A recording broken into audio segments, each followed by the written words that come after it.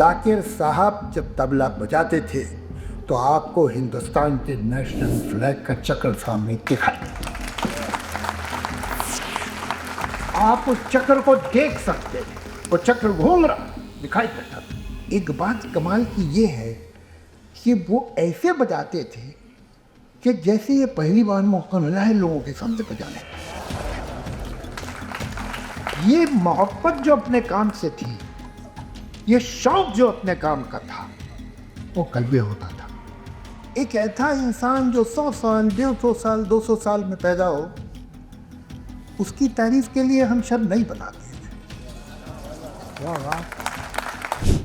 आप सोचें तो हमारे घरों में वही चीज़ें होती हैं जो आए दिन काम आती हैं। इतने लोग यहाँ बैठे हैं, किसी के घर में कोई ऐसा बर्तन है जिसमें 100 आदमी का खाना बनाया जा सके? नहीं है। और नहीं होगा इसलिए कि कितनी बार ऐसा होता है कि हमें 100 आदमी का खाना बनाने की जरूरत पड़े।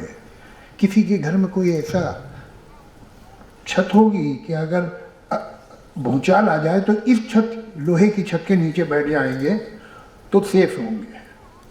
नहीं हो, हम वही चीज़ें रखते हैं जो आए दिन काम आती हैं। ऐसा ही भाषा में भी है। दुनिया की तमाम भाषा हम वही शब्द बनाते हैं और अपनी डिक्शनरी में वही शब्द रखते हैं जो आए दिन काम आए।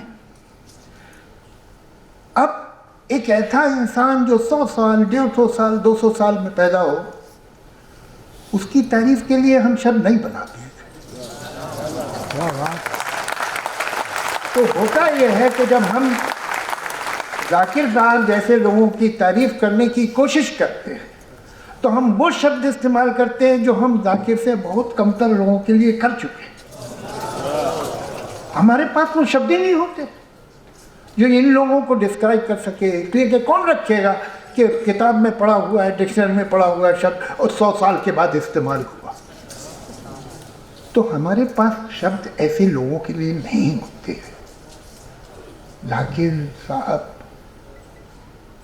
के बारे में क्या कहें? वो एक ऐसा इंसान था जिसका अपने आर्ट से मोहब्बत कमी नहीं। वो जब बजाते थे तो आपको अच्छा लगता था, अच्छी बात है। आपसे उनका एक अजीब तरह कनेक्ट था। ये करिश्मा क्या होता है, किसी आर्टिस्ट में होता है, किसी पेंटर में होता है, किसी पोइट में होता है, किसी सिंगर में होता है, किसी म्यूजिशियन में होता है। वो करिश्मा क्या है, अगर आपको मालूम हो जाए तो करिश्मा ही नहीं रहे। वही जादू है जो उनमें था, उनका कनेक्ट लिसनर से, ऑडियंस से। लेकिन एक बात कमाल की ये है कि वो ऐसे बजाते थे कि जैसे ये पहली बार मौका मिला है लोगों के सामने बजाने का। ये मोहब्बत जो अपने काम से थी, ये शौक जो अपने काम का था, वो कल्बे होता था। एक अजीब सुनने वाले का और जाकिर साहब का एक रिश्ता था। एक मुझे किस्मत से कई मौके मिले हैं उनके साथ काम करने के। एक हमारी दोस्त दुर्गा जसराज ने प्रोग्राम बनाया था जिसका नाम था तिरंगा। उसके लिए मैंने 5 कविताएं लिखी थी। एक नारंगी रंग पे, एक सफ़ेद रंग पे, एक हरे रंग पे, एक जो हमारे नेशनल फ्लैग में चक्र है उस पे, और एक फिर जैसी जुगलबंदी सारे रंगों की होती वो उस तरह से साथ में। ये हर साथ पे, हर रंग पे पंडित जसराज गाते थे नारद जी। मैं जब पोएम पढ़ता था, उसके बाद जब मैं वाइफ पे पोएम पढ़ता था तो पंडित शिव कुमार या तो सरोद बजाते थे या कभी हमारे हरि प्रसाद चर्च और थी उसमें ब्लूट से उस पोएम को इंटरप्रेट करते थे। फिर श्रीनिवास थे, वो अपने साज पे बदलते थे, और फिर जाकिर साहब चक्र पे बजाते थे। मैं आपसे ये एक कोई पोइटिक बात कहने की कोशिश नहीं कर रहा हूँ या डायलॉग नहीं बता रहा हूँ। जाकिर साहब जब तबला बजाते थे तो आपको हिंदुस्तान के नेशनल फ्लैग का चक्र सामने दिखाई देगा। आप उस चक्र को देख सकते हैं, वो चक्र घूम रहा दिखाई देता।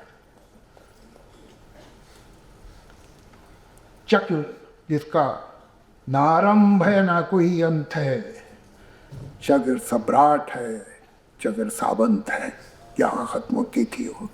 और वाकई आपको दिखता था कि इसका ना कोई आरंभ है ना कोई अंत है, घूम रहा है चक्र। क्या बहुत छत होकर इंसान। और उसके बाद एक मैंने उनके साथ फिल्म भी की है जिसमें उन्होंने एक्टिंग भी की है। मुझे एक सिमली सी जहन में आती है। आपने बच्चों को देखा है कि वो एक डोरी में कंकर बांधते हैं और उसे अपने सर के ऊपर घुमाना शुरू करते हैं। धीरे धीरे उस डोरी को छोड़ती जाती है, धीरे धीरे ऊपर का चक्र बड़ा होता रहता है। ये डोरी पत्थर को रोक रही है। ये पत्थर कंकर जो है ये दूर जाकर जाता है। अगर आप ये डोरी तोड़ देंगे तो पत्थर भी गिर जाएगा। अगर आप पत्थर निकाल देंगे तो डोरी इतनी दूर नहीं जा पाएगी। ये डोरी ट्रेडिशन है, ये पत्थर रिवोल्ट। ये तनाव जो है और जो होना चाहिए, जो हमारा नहीं है लेकिन है, ये तनाव जो है नई कला पैदा करता है। जाकिर साहब ट्रेडिशन से बंधे हुए थे, लेकिन उन्होंने डोरी में एक कंकर भी बांध दिया था। इसलिए ये पोजीशन, ये डोरी के कंकर की वजह से ट्रेडिशन जो है पूरी दुनिया में फैल गई। ये डोरी बहुत दूर तक गई इस कंकर की।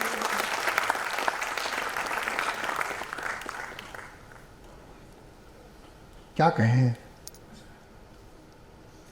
कोई ये आजकल तो 73 तो कोई एज बची नहीं है। और 73 तो आज वो है जो कभी 50 होती थी, लेकिन बाहर वो नहीं रहे। लेकिन आपको इतना यकीन दिलाता हूँ कि उनकी याद, उनका काम हमेशा रहेगा। ये वक्त बड़ी अजीब चीज़ है। कभी कभी इत्तेफाक से किसी वजह से कोई आदमी मशहूर भी हो जाता है, पॉपुलर भी हो जाता है, दुनिया उसे मानने भी लगती है। लेकिन अगर उसका टैलेंट ऑर्डिनरी भी है तो वक्त बड़ा जालिम है, उसे धीरे धीरे ख़त्म कर देता है, उसकी याद को मिटा देता है। और अगर जेन्युइन टैलेंट है, सचमुच बड़ा आदमी है, तो वक्त के साथ बड़ा होता ही चला जाता है। जाकिर साहब वक्त के साथ बड़े ही होते जाएंगे, उनको कोई रोक नहीं सकता है। ये कहते हैं एंड ऑफ एन एरा, मैं नहीं कहना चाहता है, ये द पानियर ऑफ एन एरा, कोई शक नहीं। वो अपने बुजुर्गों की बहुत इज्जत करते थे। मैंने देखा है ये कुछ संस्कार हमारे मुल्क के हैं, देश के हैं, जो सदियों पुराने हैं, वो सिमट के अब सिर्फ संगीत की दुनिया में रह गए।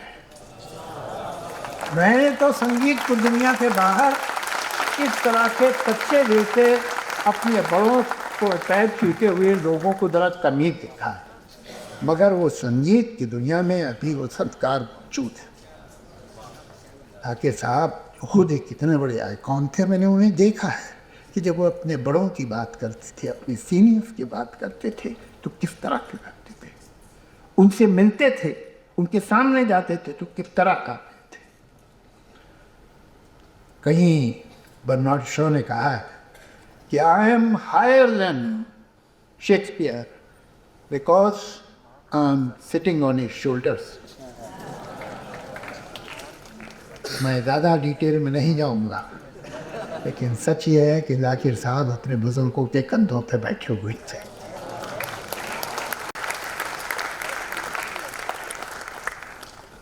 एक इंटरव्यू मैंने उनका किया था जी के लिए, एक गुफ्तगू नाम के प्रोग्राम में। तो मैंने उनसे पूछा था कि ये गाने क्या होते हैं। तो कहने भाई देखिए, एक आदमी कोई उस्ताद होता है, गुरु होता है, फिर उसके कुछ शागिर्द हो जाते हैं, और वो उससे सीखते हैं, तो वो धीरे धीरे गाना बन जाता है। हमारे हाँ घराने हैं अलग, और अपना अपना जो उस्ताद का स्टाइल है वो ये सीख के बजाते हैं। मैंने एक दफ़ा इत्तेफाक से शिव जी से इस बात का जिक्र किया तो शिव जी कह रहे हो सही कह रहा है, लेकिन उन्होंने आपको एक बात नहीं बताई होगी कि जाकिर एक ऐसा तबला नवाज है जो जितने घराने हैं उन सब घरानों का जो स्टाइल है वो बेहतरीन बजा सकता है, एक। और दूसरा प्रॉब्लम ये है कि हर घराने का हर तबला बजाने वाला अब जाकिर बनना चाहता है।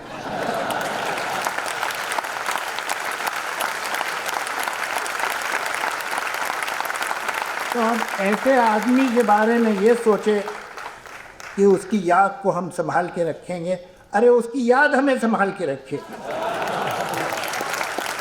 सच ये है कि जाकिर साहब अपने पीछे एक बहुत बड़ा घराना छोड़ गए, और मैं ऐसा विश्वास रखता हूँ वक्त के साथ ये घराना बड़े से बड़ा होता ही जाएगा। शुक्रिया।